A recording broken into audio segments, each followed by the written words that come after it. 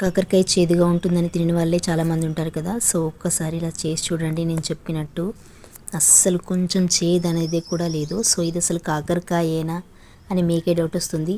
ఇది మా పిల్లలు తినరు కదా, 2 డేస్కి సరిపోతుంది మాకని చేశాను నేను. సో మాకంటే ఎక్కువగా మా పిల్లలే తిన్నారు, అసలు అంత నచ్చింది వాళ్ళకైతే. సో ప్రాసెస్ అయితే చూసేయండి. కొంచెం డీప్ ఫ్రైకి అయితే ఆయిల్ అయితే పెట్టేసుకోండి. సో కాకరకాయలను అయితే కొంచెం లావుగానే కట్ చేసుకోండి, ఎందుకంటే ఫ్రై అయిపోతే మరీ సన్నగా అయిపోతాయి. సో తినేటప్పుడు మనకు టేస్ట్ అసలు తెలియదు అనమాట. కట్ చేసుకొని కొంచెంసేపు ఆరబెట్టుకొని ఇట్లా ఫ్రై చేసుకోండి. సో ఇవైతే కొంచెం కలర్ చేంజ్ అయ్యేంత వరకు వేపుకోవాలి. సో ఇక్కడ చూస్తున్నారు కదా వీడియోలో. సో ఆ మాత్రం వేగితే సరిపోతుందన్నమాట. ఈ మాత్రం వేగిన తర్వాత ఇవైతే తీసి పక్కన పెట్టేసుకోండి. సో ఇలాగే మీ దగ్గర ఎంత కాకరకాయలు ఉన్నాయో అవన్నీ అయితే వేయించుకొని అయితే పక్కన పెట్టేసుకోండి. సో నేను ఇక్కడ 1/2 kg తీసుకున్నాను. అవన్నీ పక్కన పెట్టేసుకున్న తర్వాత ఇప్పుడు ఇందులోనే ఒక 2 టేబుల్ స్పూన్ల అల్లం వెల్లుల్లి పేస్ట్ వేసుకోండి. సో అది మంచిగా వేగిపోయిన తర్వాత అందులోకి జీలకర్ర అలాగే పసుపు ఈ 2 వేసుకొని ఒకసారి మంచిగా మిక్స్ చేసుకోండి. ఇవి కూడా మంచిగా వేగిపోయిన తర్వాత అల్లం పచ్చివాసన లేకుండా వేగిపోవాలి. సో అప్పటి వరకు అయితే ఫ్రై చేసుకోండి. తర్వాత ఒక 4-5 ఎండుమిర్చి వేసుకోండి.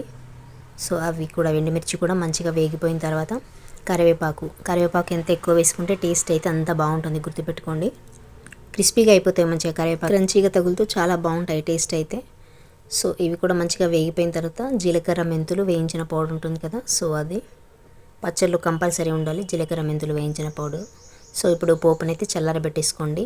నెక్స్ట్ అయితే మనం కాకరకాయలు వేపుకున్నాం కదా, అవన్నీ ఒక బౌల్లో వేసుకోండి. సో ఇప్పుడు వీటికి ఉప్పు కారాలన్నీ కలుపుకోవాలి వీటికి డైరెక్ట్గా. సో ఇప్పుడు ఇందులో మీ టేస్ట్కి తగినంత ఉప్పు అలాగే కారం, ఇప్పుడు కొంచెం మళ్ళీ జీలకర్ర మెంతులు వేయించిన పౌడరు, అలాగే నేనైతే ఇక్కడ 2 నిమ్మకాయలు పిండుకుంటున్నాను. సో 1/2 kg వక్కలకైతే. సో ఇప్పుడు ఒకసారి మంచిగా మిక్స్ చేసుకోండి. ఇదంతా ఉప్పు కారం అంతా వాటికి బాగా పట్టుకునేలాగా పీసులకి.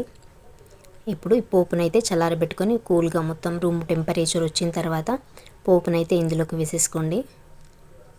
ఇందులోకి పోపు అంతా వేసుకున్న తర్వాత మళ్ళీ ఒకసారి మంచిగా మిక్స్ చేసుకోండి.